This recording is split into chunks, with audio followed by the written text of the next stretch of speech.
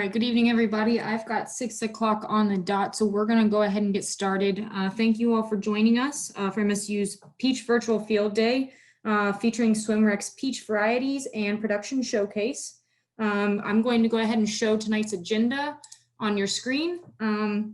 And just a few housekeeping before we get started here via Zoom. Everyone is muted. This is a Zoom webinar, and that is just to avoid any speaker distractions that we may have. Should you need any technical assistance or have questions for our speakers, please feel free to place them in the chat box on your screen. When doing so, please make sure to choose the "to all panelists and attendees" in the drop down before submitting those questions. Otherwise, we won't necessarily see them. So make sure to make that selection before you send your chat. Should we run out of time during any of our question and answer periods, I just want to let you know that we will respond to those questions. The chat and with the questions included will be saved, and we will respond to those directly via email, so no worries there. We do have time allotted, as you'll see on our agenda, for questions at the end of each of our speakers' presentations. Mark Longstreth will serve as our moderator this evening, and he will be monitoring your questions as they come into the chat box and working through those during our question and answer periods. Lastly, with housekeeping, I just want to let you know there may be a brief pause in between our presentation segments, just as we allow each of our presentations to be shared on your screen. So feel free to use that chat box throughout the evening. It will be monitored with your questions, or if you have any technical issues, please place them in that chat box. Without further ado, I'll go ahead and let Craig begin to share his screen, and we will get started with our first presentation from Bill. Well, welcome everybody. I'm hoping that you can hear me okay.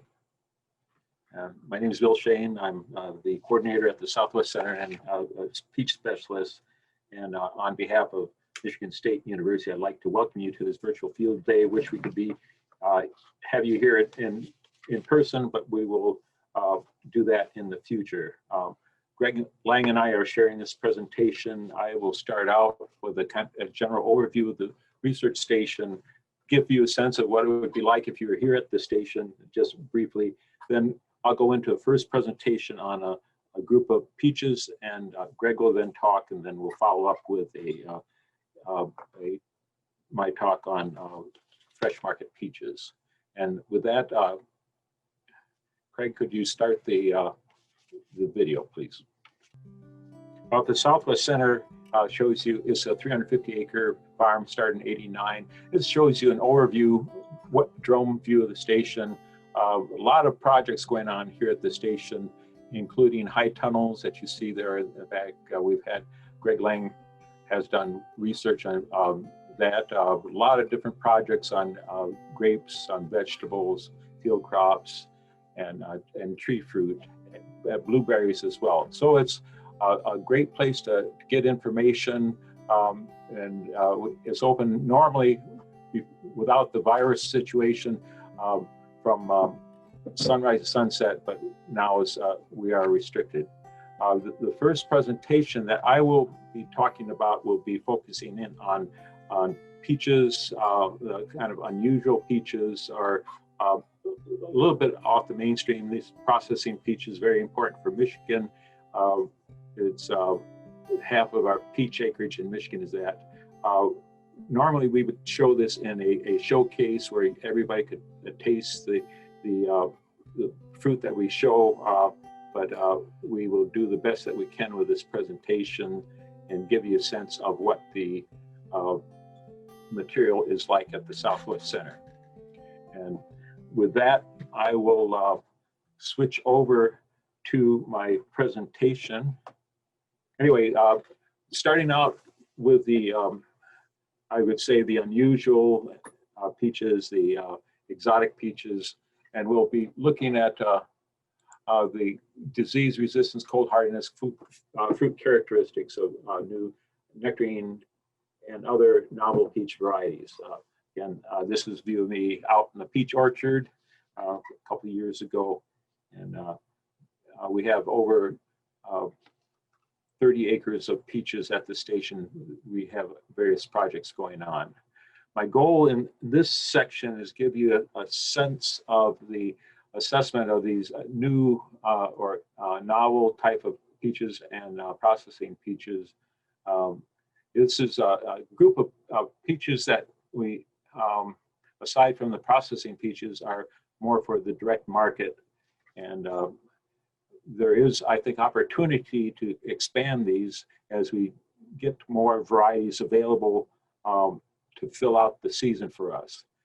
Michigan has its own unique climate, is a wet, a moderate temperature with a considerable cold. So we need peach varieties that not only have good fruit characteristics, but good yielding characteristics, good disease resistance characteristics under the Michigan conditions. So we've done evaluation here since '92, and so we have a lot of track record for working with these peaches. Some of these are very new and that we've only had a brief glimpse at them, or in some cases they're experimental materials and we've only been able to look at them by going to visit showcases at other states. So with that, I'll give you a sense of how much information that we have on these.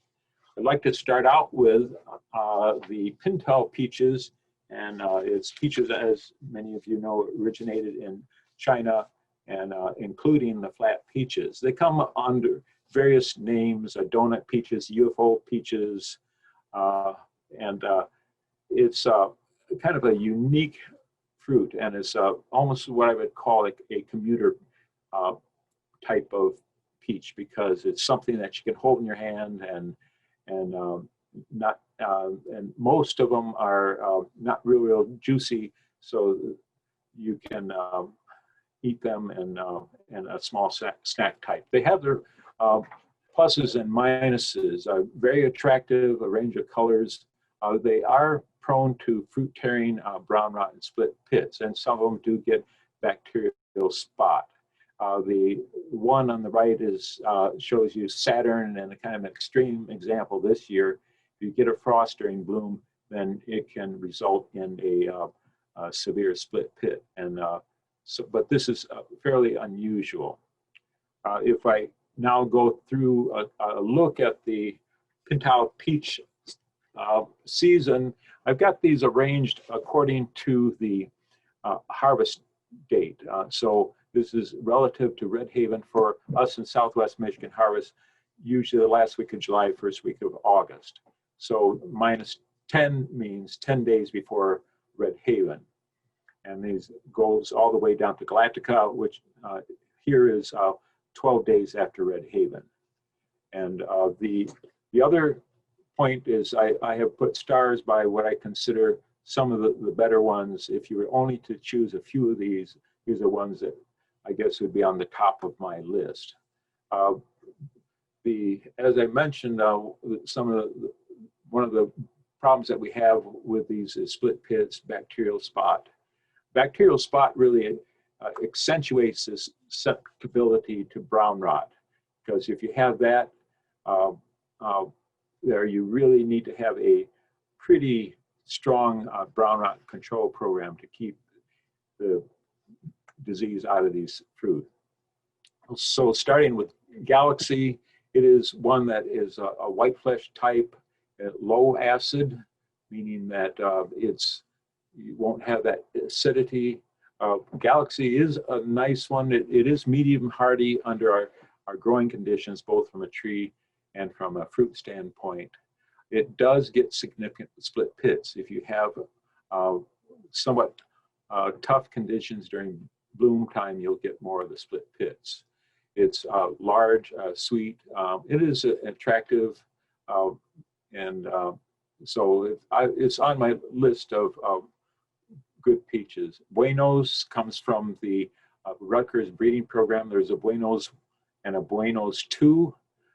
This is one that I don't recommend this one because although it has nice flavor, melting flesh type semi-cling, but the tree for us is not winter hardy.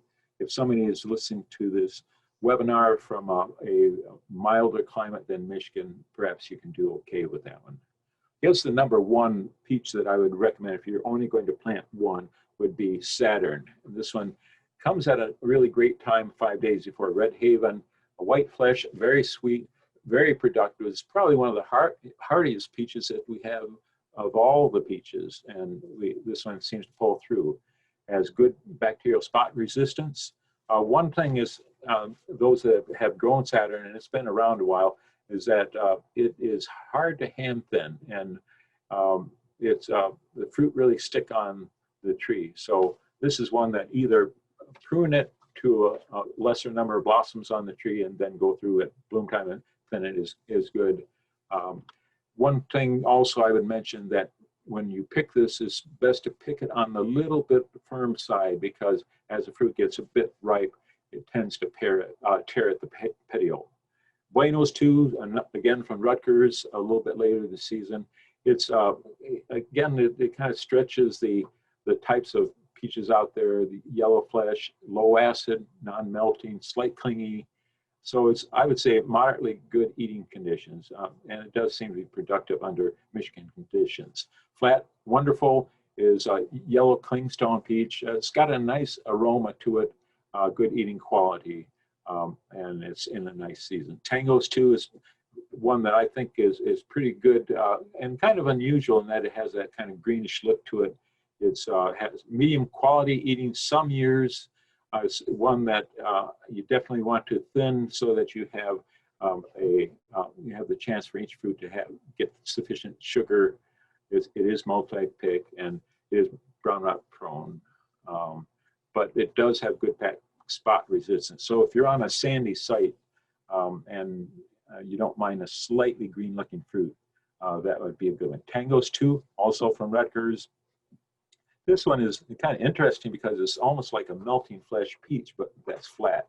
One thing is difficult to keep the fruit really skin marked, keep the marks off the skin. So pruning to make sure that the fruit don't bang against other things helps. Galactico is the one I finish up with here. It is one that has a firm white flesh, large fruit, really large fruit, moderate acidity. It too is relatively susceptible to bacterial spot. One thing, Rutgers is coming out with 3 new donut type peaches. There's a very early one, 40 days before Red Haven. That's pretty amazing. And later in the season, for us, this would be at the end of August, first part of September, with 2 other selections, minus 30 and minus 55. We've not grown them. They just are submitting the patent information, and it will be a year or 2 before we get access to that. So that's the Pintal peaches, kind of a unique thing. Yellow nectarines is also a tough fruit for us to grow in Michigan because it's hard to keep the skin free of marking. And there's many more nectarines out there than I have on this list here. But again, I have narrowed it down a bit and focusing in on the newer ones. Nectarine is one that is, I wish it had better bacterial spot resistance. If you're on maybe a heavier soil site, if you protect it, you may be able to have better quality, nice flavor. So far, it's not been a real heavy cropper for us. We've had some tough springs here. Nectarfest is a new one from West Virginia.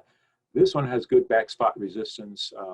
It is one thing I've noticed a little bit of softening on the blush, so it may not be a packing nectarine, but Drexelin certainly. And it does seem to be productive.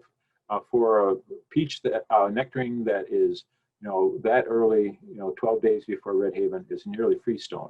One thing is odd about it is that it's self-sterile, so you don't want to grow that in a block by itself. You need to have a pollen source nearby. Eastern Glow is an old one, still very good. Medium size though, pretty decent hardiness for that peach. It's a pretty one. Avalon is a new one from New Jersey, nice color. Some back spot I'm seeing on the leaves so far, but the fruit seemed to come through okay. And it did produce this year, which was a tough year. June Glow is an old one.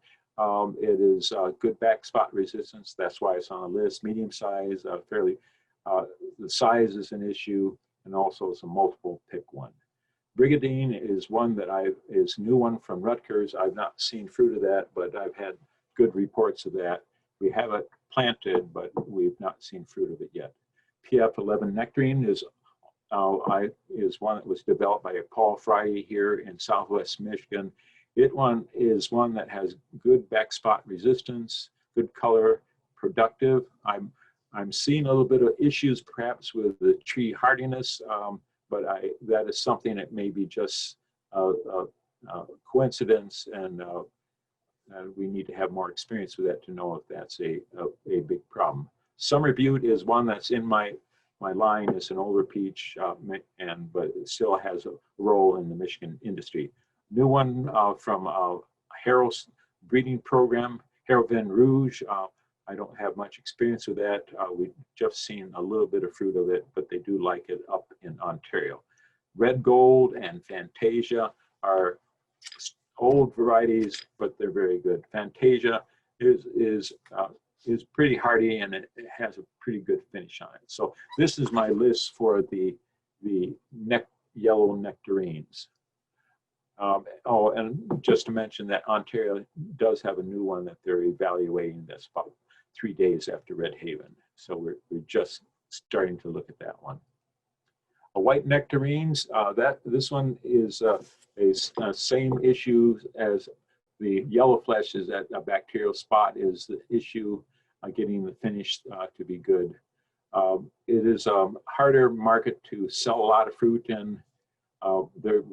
We've had a lot of white nectarine introduced from California breeding programs, and they've the Arctic Star series indicated here are very pretty, but they have in general significant bacterial spot problems. If you're going to pick a few of them, I would focus in on the Arctic Sweet, Arctic Glow, Arctic J.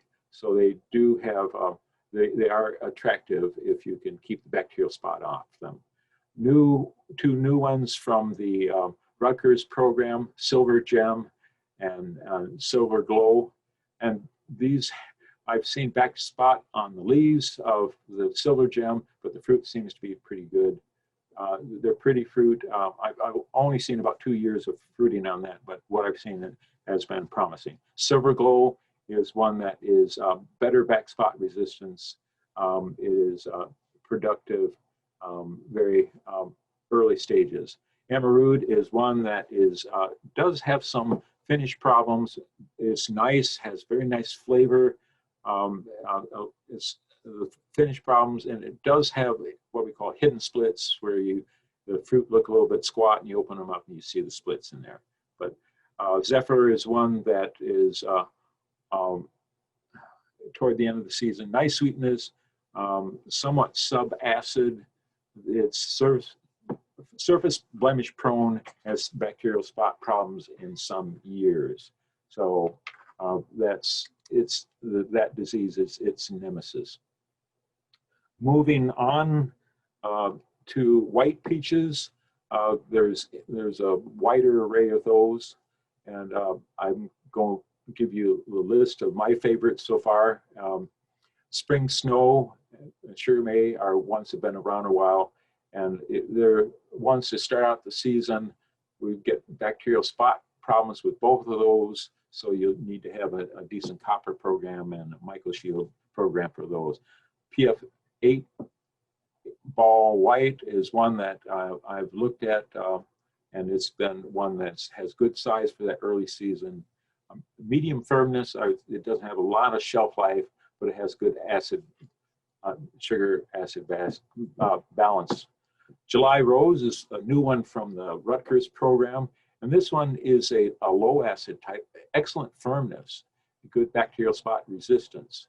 And this is one that I'm fairly high on because of the experience that I've seen in the last couple of years. The hardiness seems to be really good. July Rose is one that is very firm, very slow softening, and this is one that sometimes it's really hard to know if you picked it at the right stage. is moderate susceptibility to bacterial spot, nice flavor, late bloom, which should help it through some of our troublesome frosty periods. But this year I saw no crop on it, even though July rose, the 4 trees that had a good crop. So I'm not sure what's going on there. Maybe it's a midwinter problem. Mid-season white peaches. Southern Pearl's been around a while. This one is fairly decent, but it's split pit tendency. It does seem to soften up a little bit fast. White Lady is one from been around a while. I wish it had better back spot resistance. For California peach, it has pretty good hardness. White Cloud and White Night. White Cloud is from the Arkansas program. This one looks pretty good. It's very firm, a good back spot resistance. That program has really emphasized that.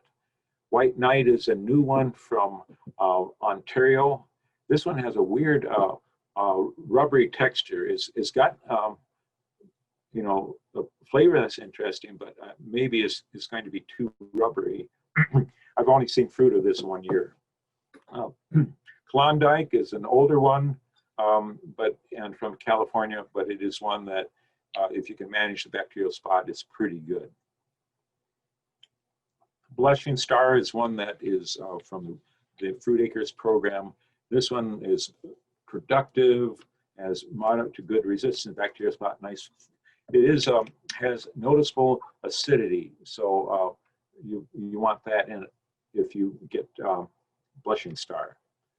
Rutgers is introducing a new one about 4 days after Red Haven in the Klondike season. We have a new one coming 10 days after Red Haven. It should be out in a couple of years. It's shot of it there on the right there of this MSU selection. It has not been named yet. A little bit later, we're into the later season.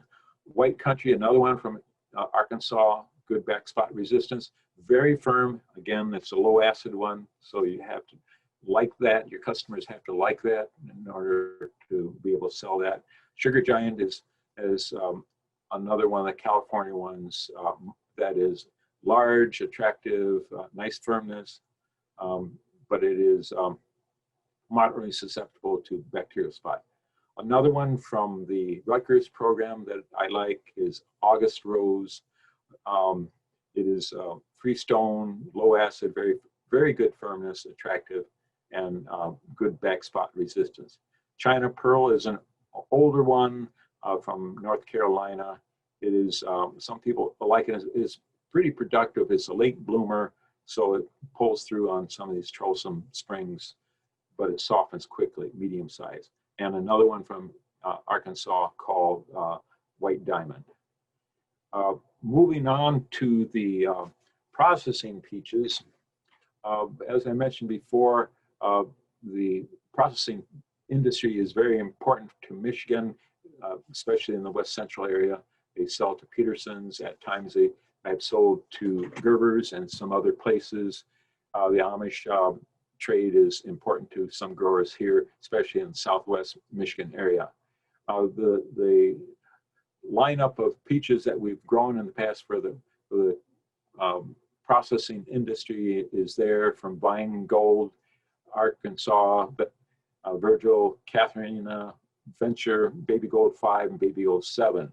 The issues that we have with the first three is that these are split pits, or they're not very productive. There's been some of the issues with that. And the other issue that we have with the peaches for processing is bacterial spot resistance. The Vine Gold selections are pretty good in Arkansas for bacterial spot resistance, as is Katharina, but the Baby Golds are relatively susceptible. There are some new selections from the Vineland Ontario breeding program that we have under evaluation. We just received the Budwood a couple of years ago, and so we're building up the population, propagating so that we can get these out on tests. There's 2 of them that we are aimed at this early Red Haven time there that we hope will plug up the need for peaches in that part of the season. There's also another one that is about Baby Gold 5 season. And one thing that's to note about the Ontario breeding program is that they have focused in on having good bacterial spot resistance and low amounts of split pits, which looks like they will fit into the Michigan situation. Unfortunately, they didn't get a real great evaluation in Ontario because that processing industry closed down before these had gotten a full evaluation.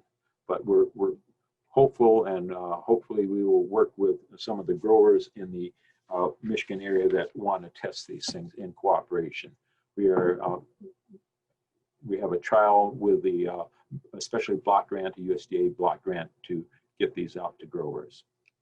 So this is a general summary of these processing peaches and some of the more exotic type of peaches that we've been evaluating and working with growers here in Michigan to find selections that work for our industry. And with that, I will stop sharing my screen, or well, leave it up. Mark, if there's any questions. You've got a couple questions. One was from Joy, and she wanted to know what caused split pits. Okay. Split pits is a certain variety, especially those that ripen early in the season. The flesh adheres to the pit. If you have a frost condition during bloom, it tends to weaken the development of the pit. And so the process of growing pulls the pit apart. Also, if you have some rapid growth conditions, dry conditions followed by rain, that tends to bring out split pit problems. It also is a function of pit size. The larger the pit in the peach for that variety, the more there is a tendency for split pits. And then a couple questions on peach varieties. One was, what about Reliance peach? Mm-hmm. Reliance peach is hardy peach. It's probably been oversold as far as how tough it is. If you can see some of the ads, they'll handle minus 30 degrees and have a crop, which we've tested it here at the station, and that's not true. But it is, I would say, on the range of Red Haven. Some years it'll pull through a little bit better than Red Haven, some years not. The downside of Reliance is that it's not a great flavored peach. But if you're glad to have any sort of peach whatsoever, then Reliance will work for you. I think there are some better tasting peaches that have equal hardiness to Reliance that I would go for. And we got a comment and a question from John Clemens. He says that he prefers the Tangos to the Tangos 2, and he thinks it ripens earlier. Mm-hmm. And then he's asking about the Beaumont peach. Okay. I'll be talking about those in the second talk. Okay. So we can cover that later. And that's about it for questions in the chat box. Okay, and you feel free to put questions in there, and I'll be glad to follow up with emails if you provide that information, following our presentations. So, yeah. Go ahead. I didn't have anything else. They had asked if the presentations would be available afterwards, and Ashley had posted that they'd be posted on the virtual field day website afterwards. Mm-hmm. Okay. I will stop sharing, and that will go over to Craig here. Okay, let's roll the video for the beginning of the second presentation. So I'm going to talk about high density orchards, and we're starting in apples just so that you stone fruit growers can see what the state is in apples these days. Here at SWMREC, we are moving to higher densities. Here's Bill in a palmette trellised orchard. One of the factors that we'll talk about in greater detail in the PowerPoint is just the advantages of narrow rows, very narrow canopies, the use of platforms for safety, for greater labor efficiency, etc. I'll talk a little bit about rootstocks. We have very young rootstock trials, so you won't see many pictures of those. We'll talk at length about the training system trials where we're working on redesigning the entire canopy.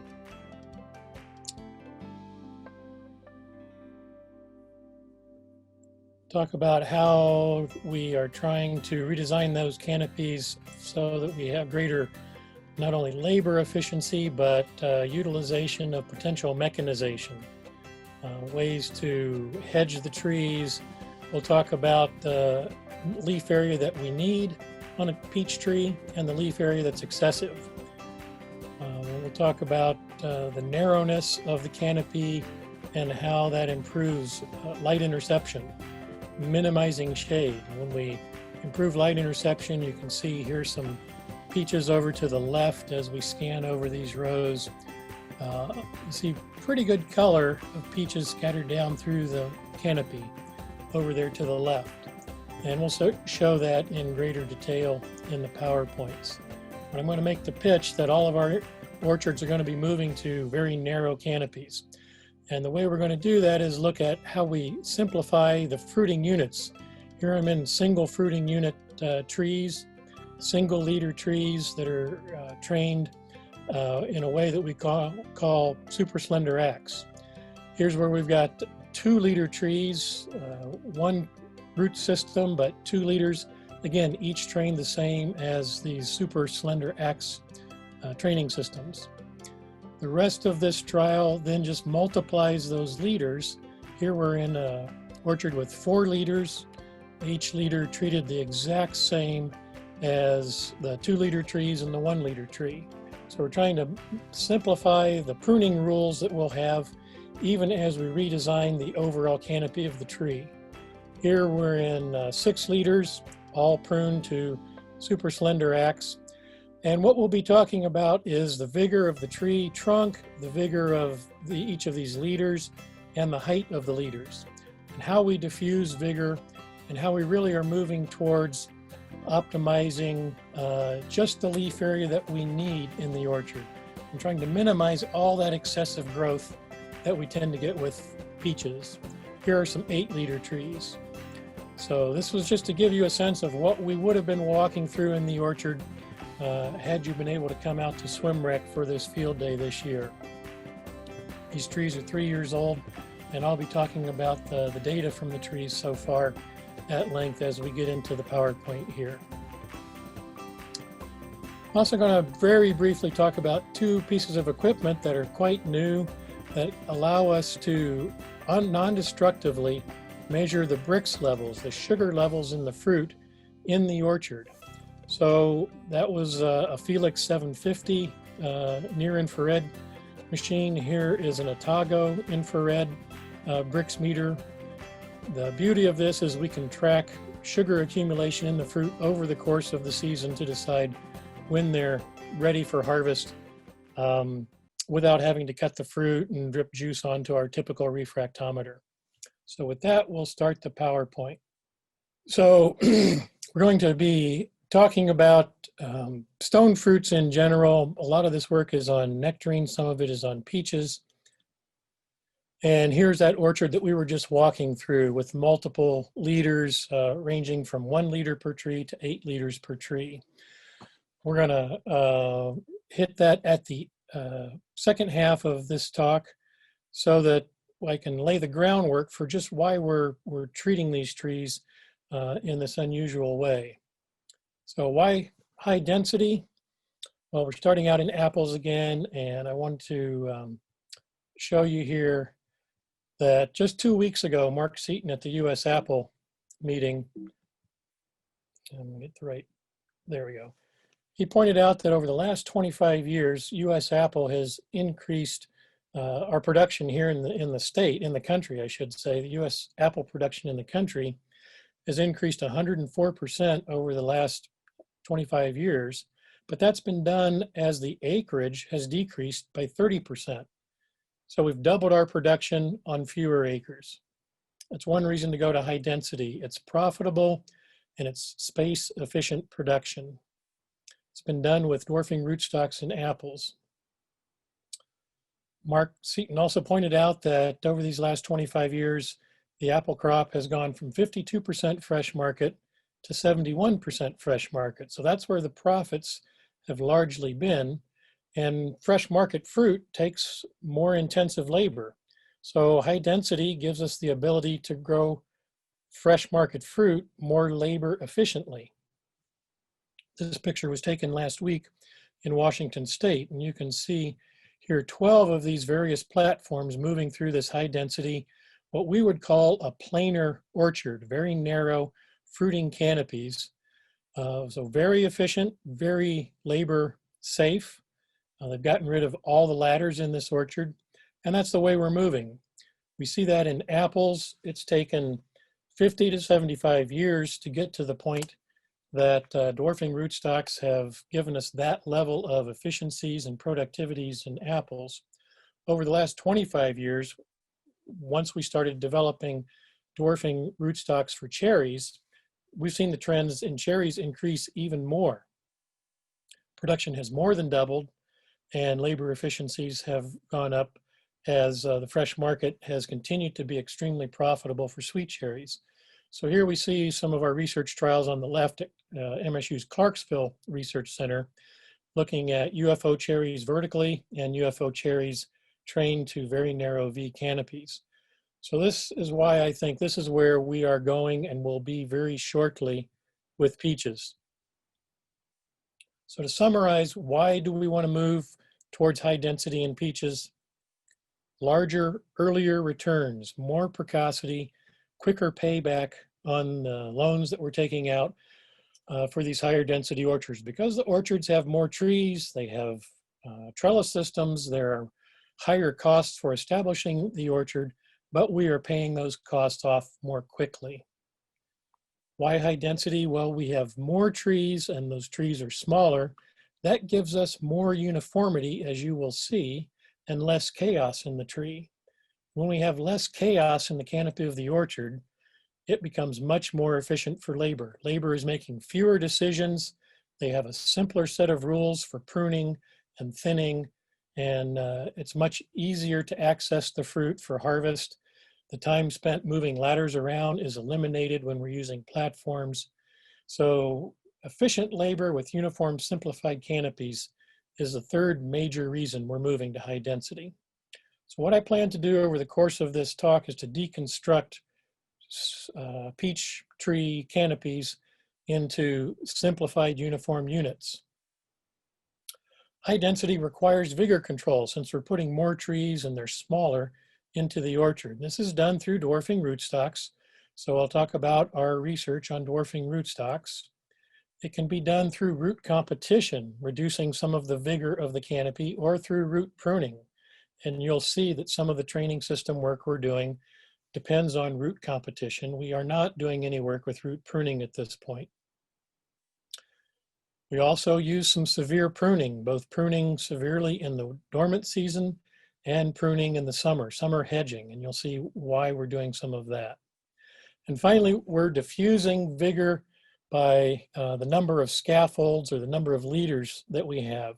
And this is typically what's been done. That's why we have open vase trees. Multiple leaders diffuse the vigor of a peach tree to make it much more manageable. But you're going to see that we're going to do this in different ways than we've typically done in the past. So we have a thing that's called a regional rootstock research trial.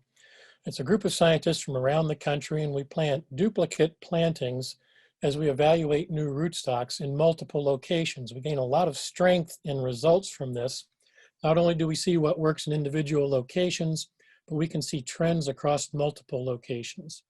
So you see the various states that are participating in this trial that we planted in 2017, and I've highlighted Colorado, Michigan, New York, and Ontario because those are the more cold, challenging locations for rootstocks. Lovell is our standard rootstock in this trial. It's a peach seedling. Guardian is the other standard that we have. It's a hybrid out of South Carolina and Georgia, a joint breeding program that was released a number of years ago because it's resistant to peach tree short life, or at least tolerant to peach tree short life. 3 of the rootstocks we have in the trial are peach genetics. They're out of California. This is the controller series, and these are all resistant to root knot nematode. 2 of the rootstocks in the trial are hybrids from Spain. Root Pack 20 is a plum by peach hybrid, and Root Pack 40 is an almond by peach hybrid. And so those of us in northern climates, we are always a little bit leery of hybrids that have almond as one of the parents, because almonds are even less cold hardy than peaches are. And the last rootstock we have in the trial is MP29.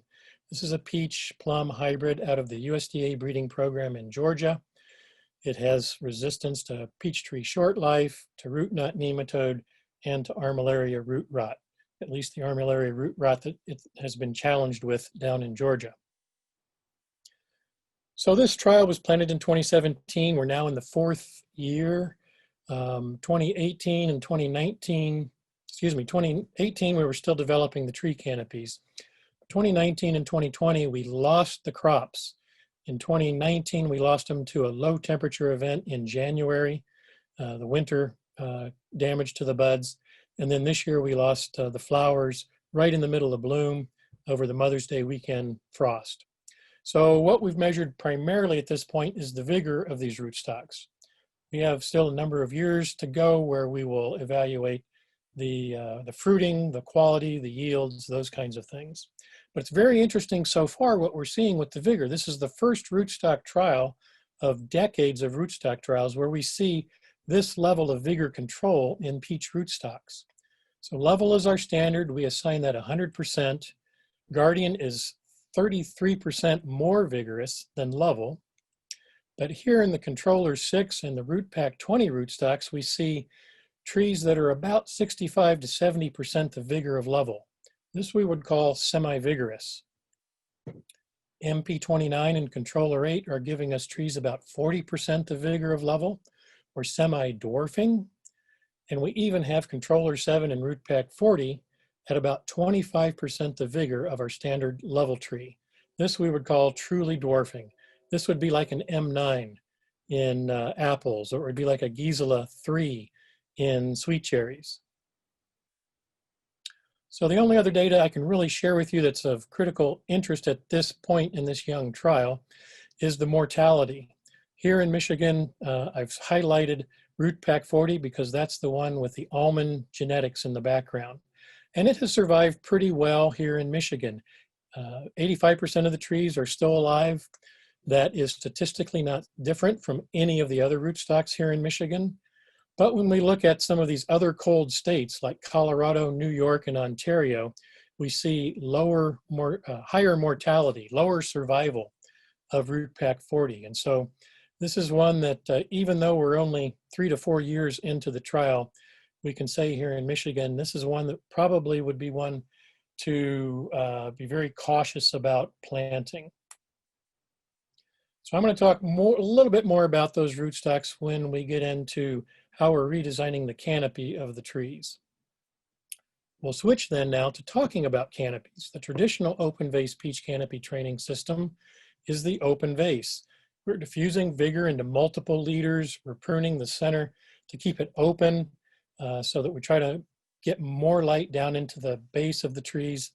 But you can see that even in this tree, we've got nice coloration of the fruit and good light up here. We are seeing some shade down here in the centers. And this is the big challenge that we've always dealt with. We create a ring of relatively narrow canopy, as you can see in this overhead shot, to reduce shade in the lower part of the tree. So in 2010 at Clarksville, we started a trial to look at 4 different architectures of peach and other stone fruits, nectarines, apricots, and plums. Espalier, tall spindle axe, super slender axe, and UFO. And I've highlighted here the SSA and the UFO because those are the ones that came out, I think, the best at the end of this 7-year study. We were focused on planar canopies in that study, very narrow canopies. And why? Because narrow canopies optimize our light interception and distribution and minimize the shade.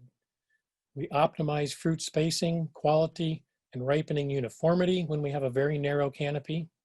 We optimize labor efficiency through fewer decisions in pruning, thinning, and harvest, and greater access to the tree. We can utilize work platforms for safety and labor efficiency. Narrow canopies optimize our spray coverage and our spraying efficiency. And these are adaptable to partial mechanization for things like hedging, as we saw in the video, or even the use of something like the Darwin string thinner for thinning the flowers. So this is just a picture of the orchard. All the trees were on standard seedling rootstocks across all those stone fruit types. These trees here in the first part of this row are UFO. All of these trees in the center are SSA trees. We had 9-foot tractor alleys, and we summer hedged to maintain good light. And you can see this is taken midday, full illumination of the canopies, almost no shade in the centers because the canopies are so narrow. So the conclusions we came to were that the SSA was the most vigor limiting thanks to root competition and severe pruning. The UFO is moderately vigor limiting thanks to multiple leaders that diffuse vigor. The ESP and the TSA were too vigorous. And the summer hedging, which we did pre-harvest, improved light for both fruit color and the formation of next year's flower buds, maintaining better fruit wood down here lower in the canopy, one of the challenges that we've had with our more traditional training systems. So it kind of brings us to the idea of the Goldilocks concept of precision optimized canopies. When there's not enough leaves or shoots, we have small fruit and low yields. When we have too many leaves and shoots, we have excessive shade and excessive pruning, a lot of wasted energy in those trees. When we get that just right, just the right number of leaves, the right number of shoots, we've optimized the leaf number and the shoots to achieve a target leaf area to fruit ratio, good fruit color, good fruit quality, good yields, and only enough shoot growth to bear next year's crop. So that's what we're striving for as we try to redesign stone fruit canopies. With this type of precision, we have a greater ability to optimize our light interception. We make it more efficient. We optimize our leaf to fruit ratios. We optimize the flower bud numbers on the tree, more uniform fruit spacing, uniform ripening, fewer picks, and simplified pruning units, which make them much more labor efficient. Fewer decisions for pruning, thinning, and harvest. The way that we're going about doing that is what we would call SSA pruning, the pruning type that we use in the super slender axe. It's primarily dormant, short pruning of single or multiple leader canopies, but we'll prune back to very short stubs, and we'll clean this up to where we have only 1 or 2 little short stubs on each growing point, with the idea that this will simplify fruit thinning. We can tell the fruit thinner crew to go through and leave 1 fruit per shoot. No decision making about how long is the shoot, how many fruit do I leave, etc. This also optimizes our light distribution and maintains fruitfulness down close to the main permanent scaffold. So we're minimizing leaves and shoots we don't need, minimizing permanent wood, and maximizing just our fruiting wood. This gives us the ability to reverse engineer precision tree fruits. So for peaches, we said we wanted 12 tons per acre, and our target fruit is 2 3/4 inches. That means we'd be picking about 5,160 fruit per ton. That's about 62,000 fruit per acre. For an open vase orchard, spaced 20 by 20 at 108 trees per acre, or a quad V giving us 345 trees per acre, or a 2D planar orchard, such as a UFO, giving us 605 trees per acre, that target number of fruit per tree means you'd be farming 575 fruit roughly on an open vase tree, 180 fruit per tree on a quad V, and only about 100 fruit per tree on a 2D planar canopy. That gives you much, much more control over all of those factors that we're looking for. So if we go with those fruit numbers, we can see on an open vase with 6 scaffolds, or a quad V, of course, with 4, or a UFO, let's say, with 5, and those UFO leaders are spaced 19 inches apart in the row. Then the fruit that we're farming per scaffolder, per liter, is 96 fruit per scaffolder liter on the open vase, 45 on the quad V, and only 20 on a UFO. Is that feasible? Well, here's a UFO orchard near Sparta, Michigan. This is Windy Ridge Orchard of Kyle Rash and Chuck Rash, trained as a UFO. You can see the very nice uniform ripening up and down the bottom to the top of the tree. And here on this tree, you can see there is 20 fruit on that liter. Beautiful color. We've got the leaf to fruit ratios right. We don't have excessive leaves on the canopy, etc. So we've taken that concept, okay, we're going to prune our trees very narrow. We're going to prune the leaders very uniformly, regardless of how many are on the actual tree. And what we want to see is how that influences vigor and how that influences productivity. So the trial that we started walking through in the video is this SWMREC trial with 5 different training systems, either 1, 2, 4, 6, or 8 liters per tree. And those trees are spaced at 3, 6, 6, 9, or 12 feet, respectively. But they're all pruned like an SSA leader. So here we can see the orchard. 5 single leader trees, 5 double leader trees, 5 quadruple leader trees, 5 6-liter trees, and 5 8-liter trees. So typically we measure vigor by looking at the trunk cross-sectional area down close to the bottom of the tree. Here we've got double leader trees and single leader trees. So when we measure that trunk cross-sectional area, we can see indeed when we're planting these trees close together, they're only 58% the trunk cross-sectional area of an 8-liter peach tree. That's because of our root competition. It's because of fewer leaves for overall photosynthesis per root system. But this is not the most important factor for tree vigor as we think about redesigning the canopy. Here we're going to look not at the trunk cross-sectional area, but at the leader, individual leader cross-sectional area at 5 feet high. That's why in the video I was pointing out grabbing the trunk right about chest height. So here we see that when we have 2 liters, the cross-sectional area of our leaders at 5 feet is only about half that of a single leader tree. Now this is probably the most important factor for tree vigor, is the vigor of the individual fruiting leader, because that's where we're trying to optimize just the right number of leaves, not too many and not too few. You can see when we get down to 6 or 8 liters, the cross-sectional area of individual leaders was only 25% that of the single leader tree. And we see the same thing with tree height. The leader height for 6 and 8 liter trees was only 73% that of our single leader tree. So when our trees reach their permanent height, of course we top them.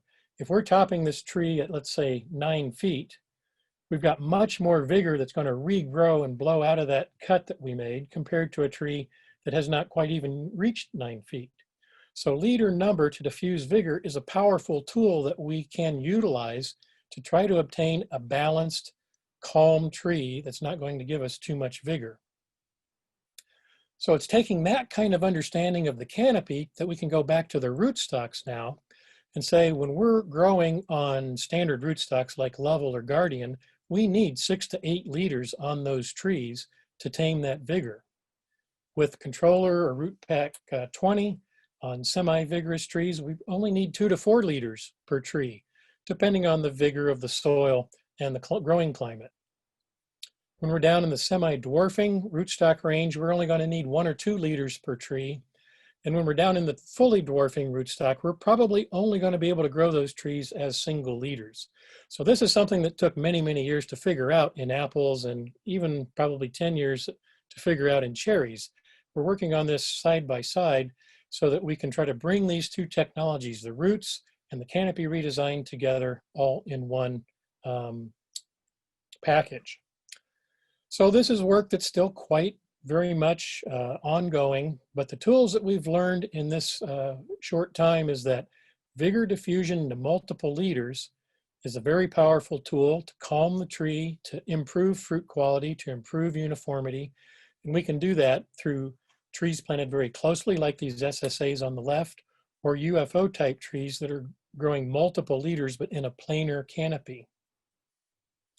SSA dormant pruning is quite important for maintaining that plane and for simplifying thinning. Root competition is another tool that we can use when we're planting at high densities to tame vigor. Summer pruning can be important, and this is still quite a bit under study in our work, trying to figure out the timing and just how many leaves are the just right amount. And so some of the things we're looking at right now are if we hedge at pit hardening, retaining about 6 inches of new shoot length, is that 6 inches of leaves enough to continue to have that fruit grow without limiting its source? Then if we hedge again 2 to 3 weeks pre-harvest, what we're thinking would be about 20 inches of shoot length. We believe that to be about the right number of leaves to fully ripen that fruit and not create a whole bunch of extra growth that we're only going to be cutting off or that will be shading those fruit and those future fruit buds once we've harvested the trees. Dwarfing rootstocks is another tool. Those are in the future, but we're getting much closer. And I also just wanted to mention some of the other things we want to think about is reducing the climatic risks as we redesign the orchard. Planting on berms can be important if we're on heavy soils to improve our cold hardiness. Using wind machines, because if we have more of the crop lower in the canopy, we need to protect from spring frosts better. But with smaller trees and more simplified trees, more space efficient trees, we are able to utilize such things as orchard covering systems, which we do have trials at SWMREC looking at that as well over nectarines. Just to finish off, these 2 new instruments that I've mentioned, they're still relatively experimental. We're testing their efficacy, but you can see here it's on an apple, but you could imagine a peach there. We've got a part that emits light, it goes into the fruit, it reflects back, and there are algorithms in the machine that calculate out and tell us, okay, that comes out to be a particular Brix. So this is the Otago infrared Brix meter. And Bill has done some studies with this to show that so far it looks like it's reading just a little bit lower than our more typical juice refractometer. So it may be that we need to develop an offset value specific for each variety to make this machine of maximum use in the orchard. The other machine is the Felix 750 near infrared meter. It also is non-destructive. So again, we're using it to look at the ripening over the final stage of fruit growth and also the change in ripening from the bottom to the top of the tree to see how uniform we can get in ripening that crop pretty much all as close as possible together. The beauty of the Felix machine is we can develop models for Brix, dry matter, acidity, and color that are specific for not just peaches, but also you could use the same machine for apples or cherries, for apricots or for other fruits, as well as individual varieties. But it takes creating models for each of the fruit type and each of the varieties. So with that, I'm happy to leave this screen up as we then take questions. You can see up here in the top right-hand side of the screen, our website, which is where you can find contact information for me. And down in the bottom right-hand side, you can see all the very important funders of this research: Michigan State Hort Society, International Fruit Tree Association, MSU AgBioResearch and Project Green, Michigan Tree Fruit Commission, and Peach Ridge Orchard Supply. So Mark, let me know if there are any questions for us.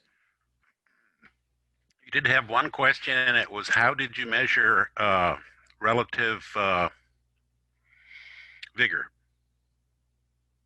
So and apparently you haven't answered it completely to his satisfaction yet. We're measuring relative vigor of the individual root system by measuring the trunk cross-sectional area. So we could just take a tape measure and wrap it around the trunk roughly 10 inches above the graft union. So it's a set equal point above the graft union for each tree. We're measuring the individual leader vigor by again measuring that cross-sectional area, taking a tape measure, wrapping it around the trunk at a 5-foot height up that individual leader. Then we're also measuring, of course, the height of the tree as these trees are filling their space. By the end of this year, they'll have all filled their space, and we'll be topping them at a standard height. So the next vigor measurement that we'll be taking is how long the shoots are growing on each of those leaders, thinking that a smaller caliper leader will give us less overall shoot length and less regrowth from the top in the future. So those are measurements we'll be making next year to quantify this vigor aspect. So you haven't measured the individual shoot length yet, but that's what you're going to measure coming up. That's correct. And then I have a question here. How do you keep the canker out with all the wire rubs? So you can see these wires in our orchards here are white. They're a plastic wire. This is work that we've done in our cherry work where bacterial canker is a big concern.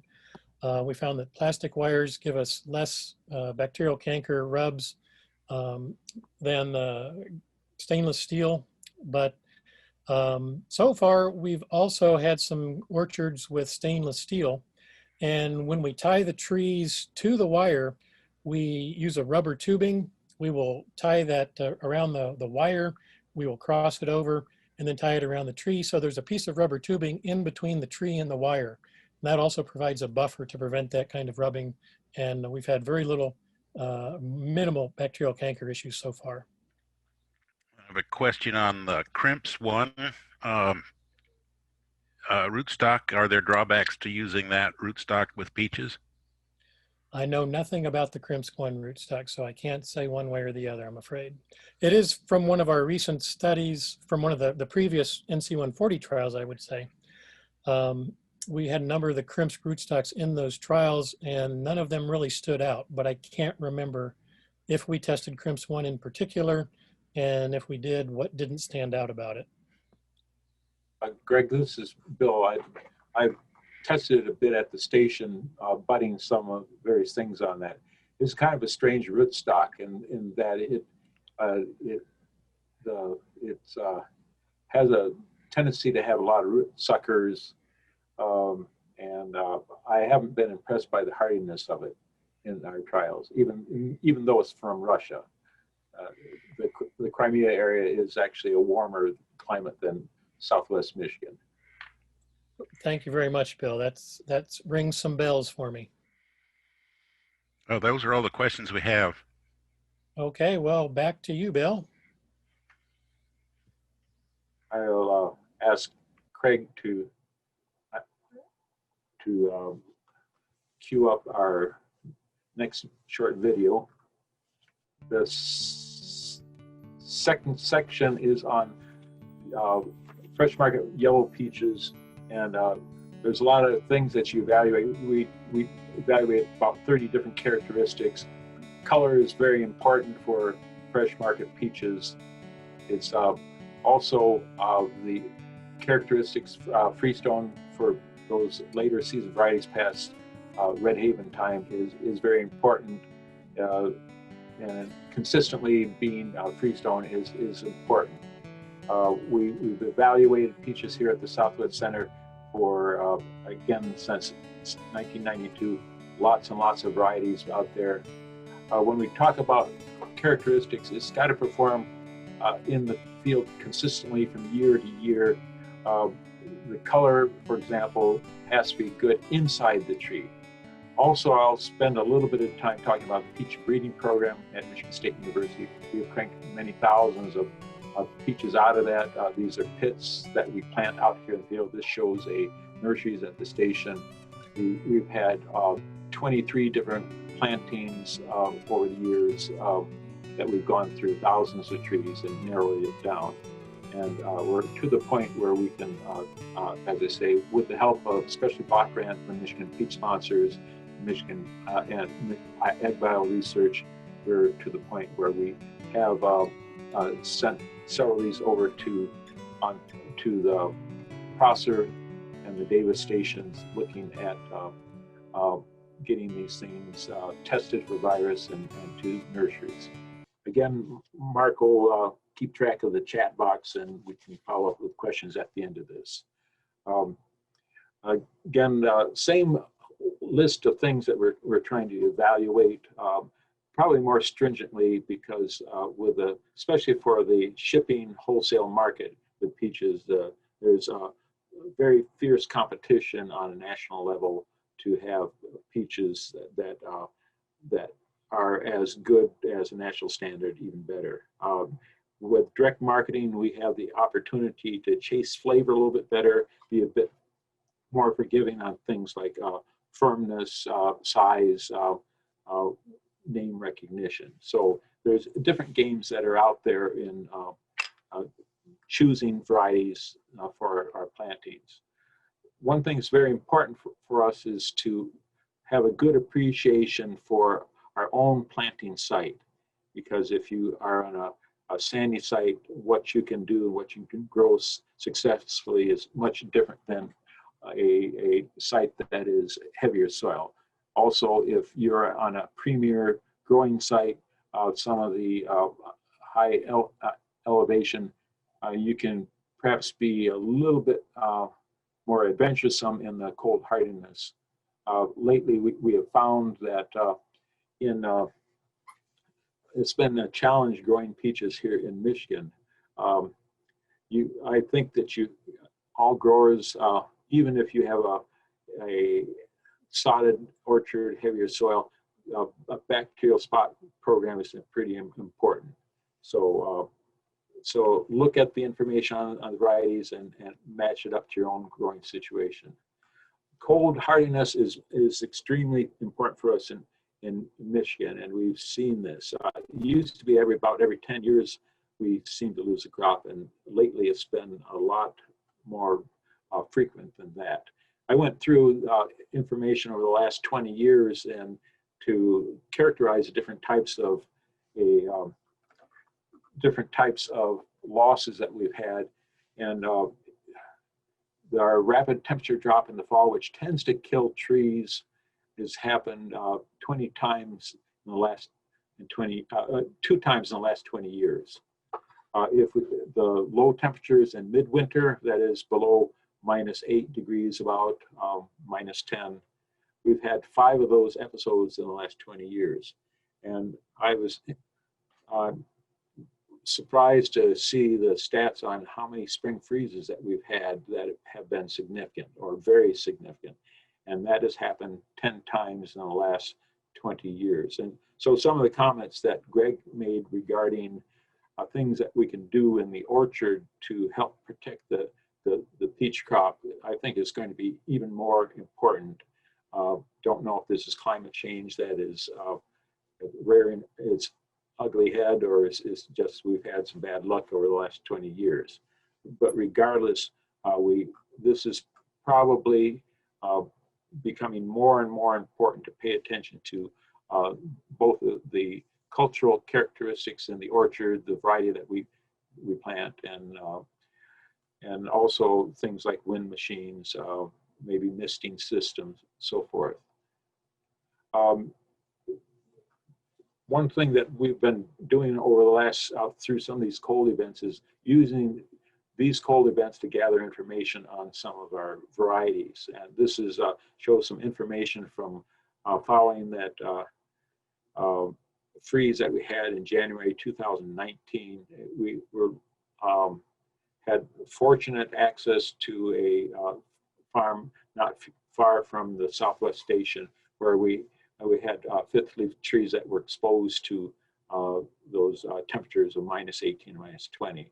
And it illustrates to me where we've got quite a bit of difference in cold tree hardiness. And it's hard to get this type of information. And this is a good trial in that there was 17 to 20 trees per variety, and it was a relatively uniform site. And so you can go all the way from something like a Lucky 13, which seemed to pull through very nicely, Fantasia, and you work your way down to the opposite end. You get into some of these things like Autumn Star that we're starting to know that one is a weak tree, very nice fruit, but weak tree, where we had almost half of the trees dead by November of that same year, and with a significant amount of trunk splitting. And the trunk splitting was pretty almost like a zipper tree. So this type of information we pull into our general recommendations on varieties. It's again, it's one trial, and we combine it with what we learn from other places, but it's really hard to get this type of information. You will have access to this presentation after this is over, so if you want to go back and look at some of this information for yourself, feel free. Also, in that same freeze, we took another way of evaluating the cultivar resistance. And this is by later in the season. This is actually the following year, following that freeze that we had in 2019. We looked for what was the effect of that on the wood that was young when that freeze took place, wood that was had just formed year before in 2018. And we saw quite a range of damage. And the outside white ring if you look at the honey blaze, is the growth that happened after that freeze event in January. Whereas July prints exposed to the same type of thing. This is from our variety trial at the Southwest Station. Very little effect of it on the wood that was present. And so we went through, did ratings of these on a scale from relatively little to significant, somewhat subjective, but pictures we can always go back and verify, yes, that's the case. That there are ones, new and old ones that we learned quite a bit about. July Prince is a more southern variety. We're surprised to see fairly good. Rising Star, Red Star, Loring, PF11, Nectarine, New Haven, Nectifest, the new one that I talked about, Desiree, PF9A007. And then there's the majority of things fit into this moderate category. A lot of the ones that we're familiar with. Beaumont, the one that was released by Michigan State not too long ago, it's in the moderate. So Glowing Star, Bright Star are in that category. But there are some ones that are a little bit puzzling. PF19, which is really good peach, 27A, we saw this. The issue that we see with this type of damage is that even though the tree continues to grow, that spot in that wood becomes a place where it's vulnerable to the canker issues. So it's always there. The bark and the cambium growth on the outside protects it, but whenever you get a gap in the bark, say with a branch that dies or something, that is a place where these various rock fungi can take hold. So the tree tends to go downhill faster with that type of damage. So the other thing that we had is we went through a crop load assessment following our May 9th freeze and looking at the crop potential crop load on a 0 to 8 scale, where 0 to 1 is little to no fruit on the tree whatsoever. 7 would be considered a full crop. 8 is where you actually have to thin a fair amount. And we were Southwest Station, a pretty good site, but we had a fair number that pulled through. But there were a list of those and some of the new ones that we don't know much about, where and these are all trees that are at least 4th leaf, where we would see they didn't pull through with that freeze. We also have been doing bud hardiness studies with a temperature controlled chamber. We don't have enough of that information to present at this point. So again, this is there's too many selections here to go through one by one, but the table's here for us to look at if we're trying to make decisions on new varieties. So what I'm going to do now is kind of march through the season and talk about a few peaches. Each peach is in competition with other peaches in the same harvest window. That's the way I look at it. If we are going to come up with a better variety, it's got to be better than its competition in that same window. And so this is already a narrowed down list of selections. and both older ones as a kind of reference point and newer ones. And I used a plus scale here in the middle that kind of indicates the more pluses, the better for that characteristic based on what we've learned so far. And these are always subjected to changes once we gain more information, because we always have different types of winters, different types of growing conditions.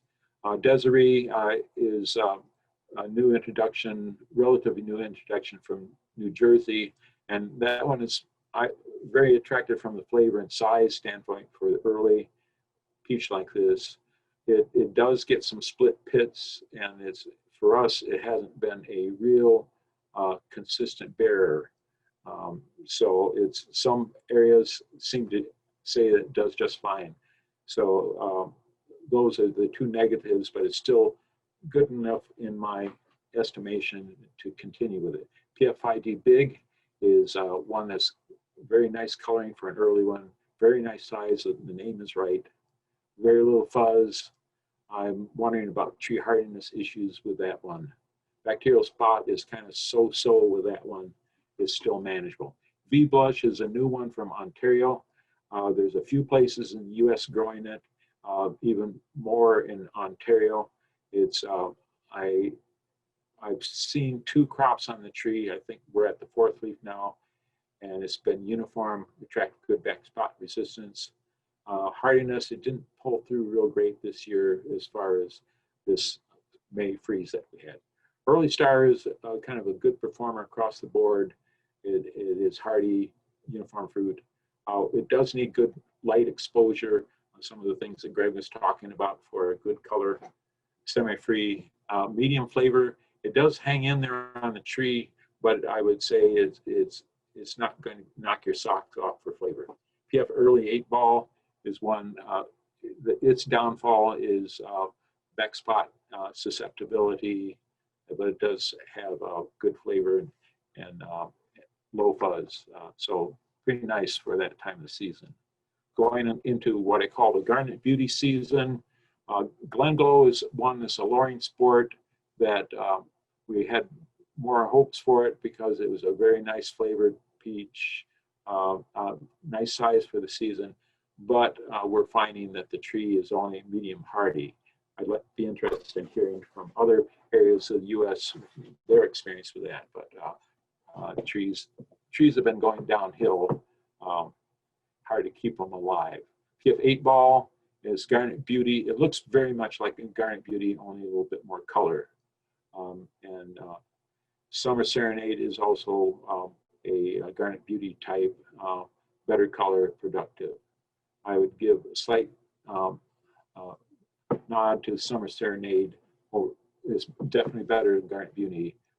At this point, I'm not sure 8-Ball versus Summer Serenade, which one would come out better. Galism is one that's been around for a while, but it gets a lot of back spot, but it comes in a nice season.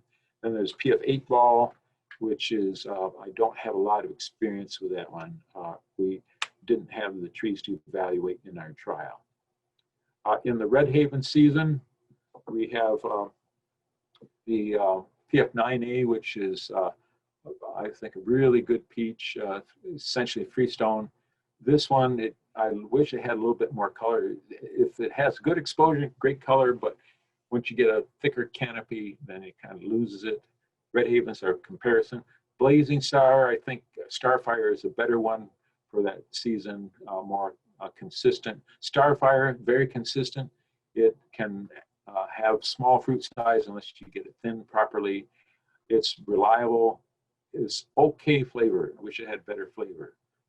PF 14 New Jersey is supposed to be a little bit more bud tender than we'd like for in Michigan, but it's been performing pretty well for us, and the tree seems pretty hardy.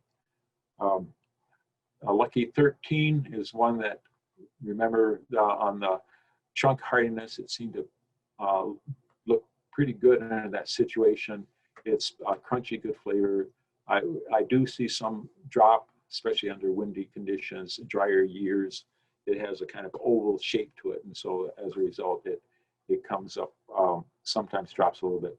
John Boyce is kind of a reference point. That one's been around for a while. Some people like it. There's we do have some MSU peaches coming along.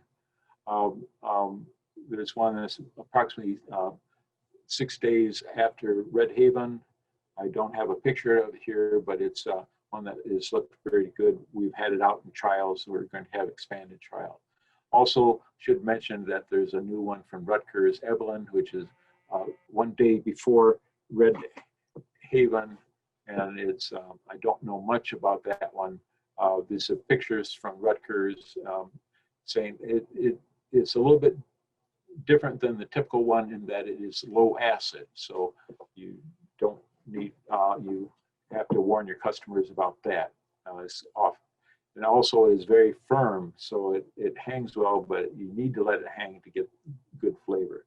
So that's Evelyn. Our trees did not have fruit this year, maybe too young. Going a little bit later in the mid-season, Coral Star is a good one from the Stellar program. It's large. If the crop is a little bit light, then it can be too large for shipping type peach. So I would say this is more of a direct market one. Kind of average back spot. It does get some splits, but it's color is sometimes an issue, but if you're direct marketing, that's maybe less of an issue. PF17, been around a while, nice quality. See some drop on some years. Sweet Star is one that has a durable tree. This is one that has been kind of interesting for the last 2 years in Southwest Michigan, where we've had these frost problems or midwinter problems. The Sweet Star has shown in multiple sites to pull through much better than most other peach that we have here. So this has perked up a lot of interest. Also, I should mention that we have 2 MSU selections that are in that window here that we're pretty excited about. Going a little bit later, PF 19007, that's one that we saw a bit of trunk issues, but again, we need to canvass other areas to find if they're seeing the same thing. It is attractive, nice flavored, kind of average back spot. Messina is from New Jersey. That one is a very nice quality, medium red, good back spot resistant. Is interesting, the leaves get the back spot, but the fruit only get a speckling. And there's some concern that in our testing that the fruit buds are only medium hardy. All-Star Beaumont is in there. Question from John Clements in the chat box about where is Beaumont. We've sent Beaumont to be virus tested at Prosser, and so that's kind of we need to do that before nurseries like Adams County will carry it. It is one that is fairly good qualities, average back spot resistance. We have seen drop on dry years. It has, again, that oval shape that promotes a drop. Kind of the skin around the petiole gets loose. All-Star is very productive, uniform shape, does soften. The only negative on that one is sometimes it softens on the shoulder a bit, but it's a favorite one in the Ontario region. PF23 is attractive, firm, generally productive. It is one that really hangs in there well, stores well. You have to watch a little bit about mealiness and storage with PF23. So the chilling temperature problems that some peaches will have, I don't have time to talk about that, but that's the only one of the negatives about it. Going a little bit later, Glowing Stars, there's a fair amount. It's planted, it's had a lot of experience. It's nice color, it's kind of a squat, a little bit of regular fruit, range of fruit sizes. The tree is relatively low vigor, so if you don't keep after that tree and keep it growing, then it will start to have canker issues. So PF24 cold hardy is, I would say, only average hardiness. That's been a little bit oversold. We've tested various ways, has good quality. It is a tough tree, productive. The color is variable, so it's one that you want to have in a narrow canopy tree or well pruned. PF Paramount is 24 days after Red Haven. Early evaluation is firm. I think it has Encore in it, and I don't have a lot of experience with it. Gloria, I imagine there's a fair amount in the audience that have experienced this one. This is from Rutgers. It's a stony hard type. It has very large storage, long storage, pale yellow flesh. Fruit is hard to peel, so the home canners really don't like this one from that standpoint. Plus it's subacid, which is, again, different than the majority of peaches that are out there. The pit is a little bit sharp, and the back spot is kind of average, but is kind of a unique peach. And we need more peaches of this type so that people have more than just one of this type to select. And again, a look at the Gloria. I like its bacterial spot resistance is fairly decent, and the size is very nice. It's kind of a neat peach. Late season, getting toward the end here. There's a new one from Rutgers called Selena, and it's got back spot resistance, fruit size. I'm guessing at this point I haven't seen much of the fruit this based on other comments. We will be doing bud hardiness studies this winter on this one. PF27A, nice texture and flavor. Sometimes there's a slight beak on it like a southern peach, low fuzz. Back spot resistance is a little bit low, and I have seen some splits on it, but it does seem to be a pretty productive peach. PF28007, this one is, I think, very nice, uniform, nice texture and flavor, low fuzz. It too has a slight beak some years. It's kind of average as far as back spot goes and freedom of splits, but it's a nice flavored peach. Again, it does seem to be fairly productive. And Tiana is, I've just started evaluating this one, so comments are from other places. Color, we have color issues on the late season peaches. They tend to get a muddy issue, and Tiana is supposed to be better for that. Very firm, very large fruit. And this is the Rutgers picture of that. So good back spot resistance is reputed, and size. And finishing up here, Autumn Star, that's been around a while. It's the tree is a little bit weak with this one. The fruit size is good. Back spot resistance is kind of so-so. If you're in an exposed site, I've seen quite a bit of back spot on that one. And it doesn't seem to have much in the way of split pits. PF35007, it's a pretty large fruit, fairly decent color for a late one, kind of average back spot, freedom from splits. We're getting it 40 days after Red Haven, so that's starting to get into apple season a bit. Victoria is another one that's kind of an interesting one. It's the color, you notice there on the lower right, it's about a 30–40% blush on a kind of a clingish looking background. It is a melting flesh peach, hangs well, productive, and it does have a slight cling flavor. It'd be interesting to look at the genetics of that one. Kind of average as far as fruit size, back spot resistance, freedom from splits, but it's, I think the flavor kind of wins me over with that one. With that, just a brief mention again about the breeding program. We do have selections. This shows you fruit shots of the 5 of the leading candidates for on the yellow melting flesh category.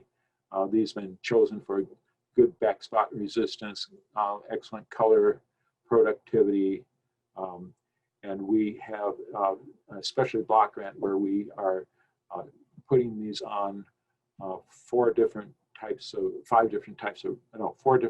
root stocks to get out into grower trials. So it's a combination of rootstock trial, but getting these elite materials out there. Because of patent issues, we don't name these in public. only with our test participants do we reveal some of that information. But these all have been sent over to Prosser or to Davis for virus checking. So that's the first step in getting varieties out the door. So with that is where we're at in terms of that one. So this work has been supported by Michigan State University AgBioResearch, Michigan Department of Agriculture, Rural Development, Specialty Block Grant, Michigan Tree Fruit Commission. I should have the Hort Society on there, and especially the Michigan Peach Sponsors, grower volunteer organization that has funded research from the beginning. I'm very grateful for that. And with that, Mark, I'll be glad to answer any questions that may be there. Really, the question came up from Jim Eckert, wants to know, how do you approach breeding for flavor? You can choose varieties that have good parents. That's a good start. But after that point, there are some genes that have been identified in the rose breed project that are associated with better flavor. I don't routinely use those in my breeding program yet. That is a possibility. It takes a fair amount of technology and staff to be able to crank those genetic tests through. But the old-fashioned way, for the most part, Jim, is somebody has to taste it. So that's a big job when you have thousands of trees. A lot of peaches to taste. Yeah.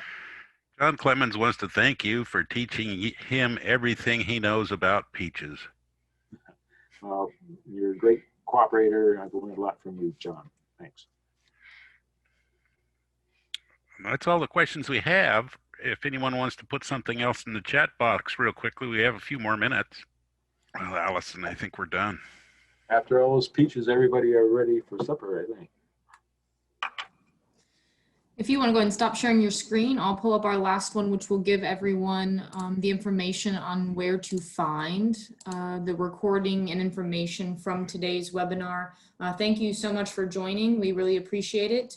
You'll see the link there where we'll have this recording as well as other information posted on our MSU Virtual Field Days events page. And it also will come to you via an email. You'll also get information about completing a survey, which we greatly appreciate your willingness. If you have a couple minutes, it helps us moving forward to make sure that we're getting you pertinent information in a timely fashion, whether it's virtual or hopefully in person in the future. So thank you so much for joining us. We hope you have a great rest of your evening.